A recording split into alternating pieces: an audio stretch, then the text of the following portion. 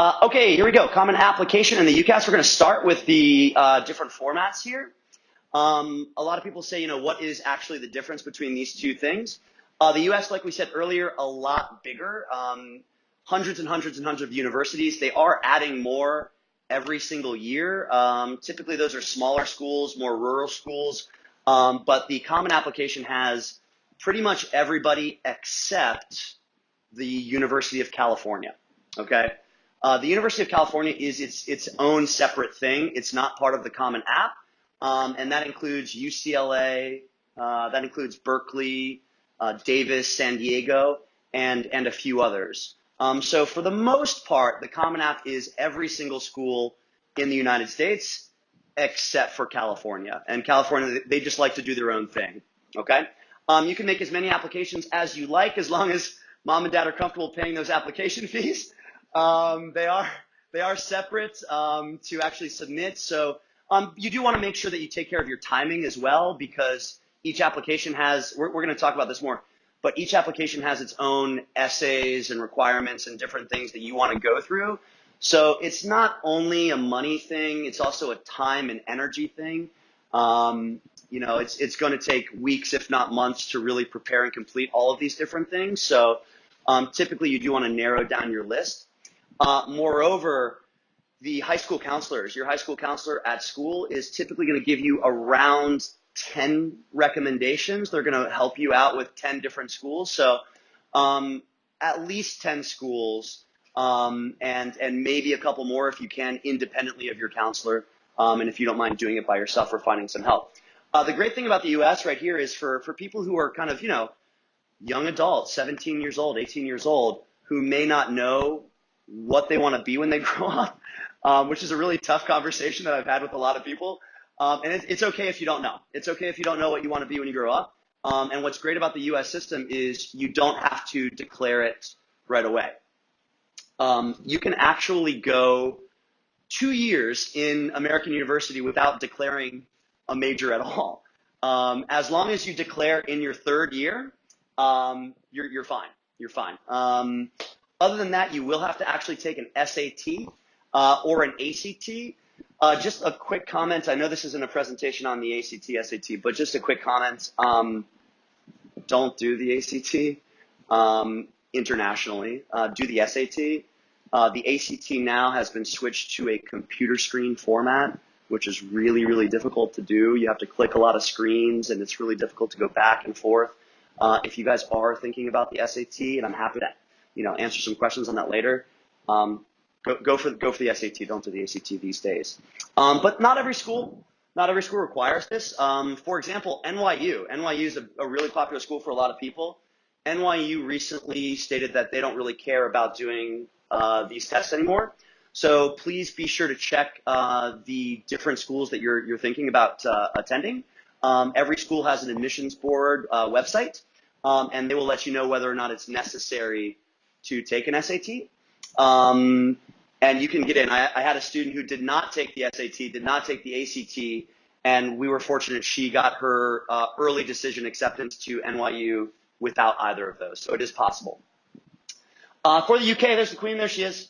That's a current photo. This is very different. This is for the UK. It's some of Europe, but not much. So if you are thinking about applying to some of the more obscure schools in Europe, you'll have to go individually into their websites and apply to them, especially if you do not have a European passport. But the UCAS, it allows for 5 applications total.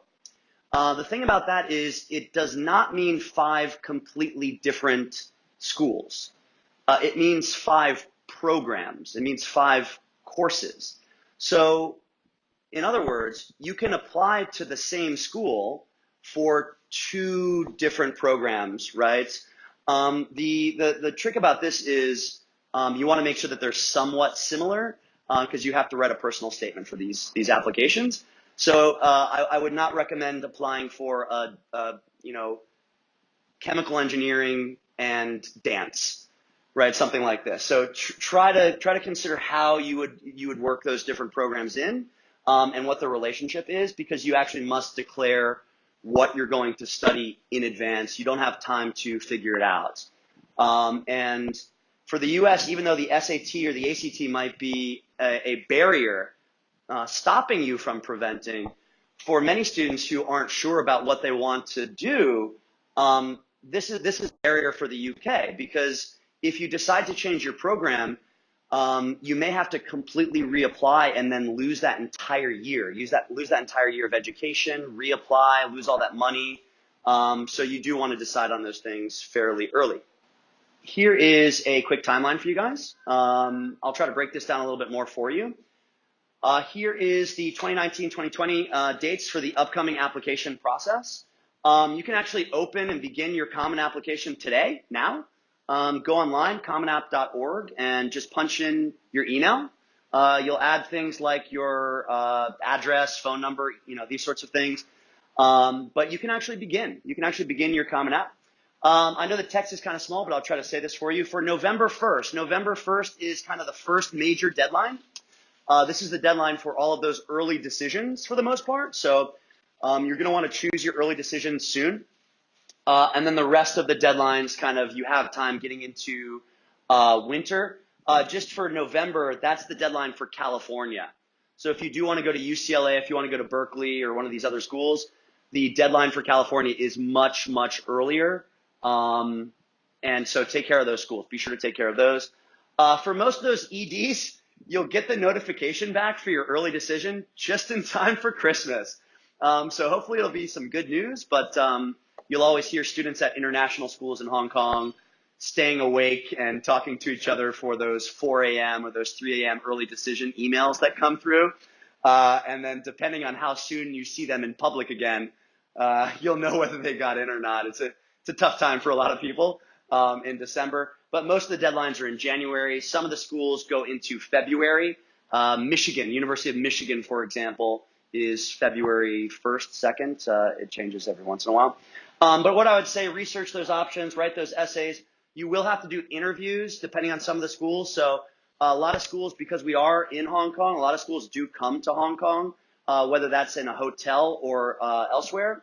Skype is another option. I would recommend not doing Skype when possible. It's better to meet somebody in person.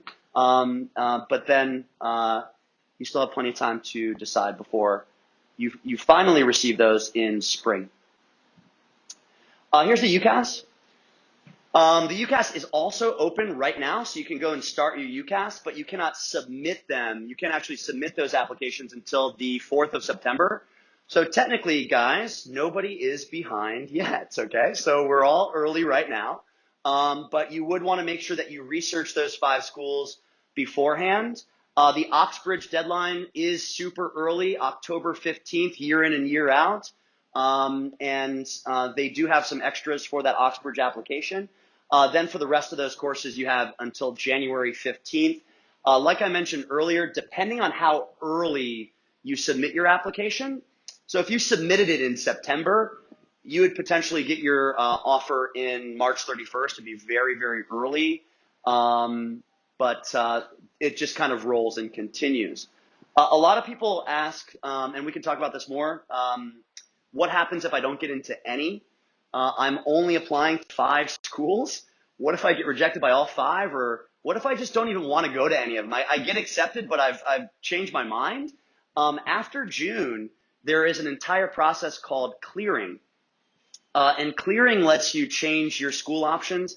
It basically says, hey, everybody, these schools still have some places left over. There are these programs that have space for you. Would you like to take one of these spaces? And you can go through the clearing process into July, which is not the everybody's favorite option, but it is another option.